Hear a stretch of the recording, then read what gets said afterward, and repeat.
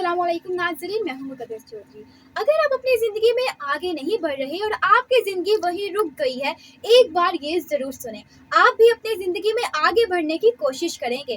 कई बार हम ज़िंदगी में अटक जाते हैं, हमें लगता है हम जहाँ हैं वहीं रुक जाएंगे।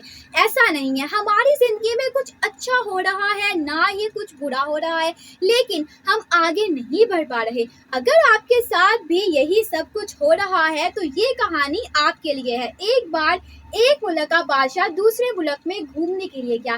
जब बादशाह सलामत दूसरे मुल्क पहुंचे तो इनको खूब आवभगत की गई, खूब इस्तकबाल किया गया। फिर इनकी मुलाकात इस मुल्क के बादशाह से हुई और बादशाह ने इनकी काफी मेहमान नवाजी की। अब जब बादशाह अपने मुल्क वापस आने लगा तो इसके मुल्क के राजा ने इन्हें तोहफे में तोते की जोड़ी दी। बादशाह को वो तोते बहुत पसंद आए और फिर बादशाह इस तोते की जोड़ी को लेकर अपने मुल्क वापस आ गया। क्योंकि बादशाह को वो तोते बहुत पसंद थे तो बादशाह ने उन तोतों को अपने महल के बगीचे में दरख्त के नीचे खूबसूरत पिंजरे में दिखवाया। बादशाह जानता था कि वो तोते खूबसूरत उड़ान उड़े और इनको मुकम्मल तौर पर ट्रेन किया जाए। अब बादशाह ने उन तोतों की ट्रेनिंग के लिए एक ट्रेनर रखा जो रोज आता और इन्हें ट्रेन करता। इसी तरह कई रोज ये सिलसिला चलता रहा। अब 15 से 20 दिन गुजरे तो बादशाह की मुलाकात ट्रेनर से हुई। तो बादशाह ने इस ट्रेनर से पूछा कि क्या तुम जो तोतों को सिखा रही हो वो अच्छे से सीख रही हैं? वो तोते बहुत ही नायाब और कीमती तोते थे। बादशाह के पूछने पर ट्रेनर ने बताया कि बादशाह सलामत एक तोता बहुत अच्छे से सब कुछ सीख रहा है और वो महल से ऊपर तक उड़ भी जाता है, लेकिन दूसरा तोता आराम से अपने पिंजरे में मौजूद झूले पे बैठा रहता है। इसको मैं जितना भी उठा लूं या बुला लूं वो कुछ नहीं करता। मैंने इसे कई दफा पिंजरे से बाहर निकाला लेकिन वो है कि उड़ने का नाम ही नहीं लेता। बादशाह बहुत हैरान हुआ। बादशाह ने अपने वजीरों को हुक्म दिया कि इसका मुआयना करवाया जाए, कहीं ये किसी बीमारी में तो नहीं मुब्तला। तो हकीम जब मुआयने के लिए आया और इसने तोते को चेक किया तो तोता बिल्कुल ठीक था। इसने बादशाह से कहा कि तोते को तो कोई बीमारी नहीं है, मुकम्मल तौर पर ठीक है। बादशाह चाहता था कि ये तोता भी उड़े। बादशाह को ख्याल आया, इसने सल्तनत में से एक बुजुर्ग आदमी जो काफी समझदार था इसको बुलाया।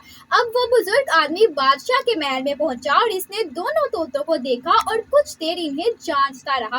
कुछ देर की खामोशी के बाद इस बुजुर्ग आदमी ने पिंजरे में मौजूद झूले को निकाल दिया।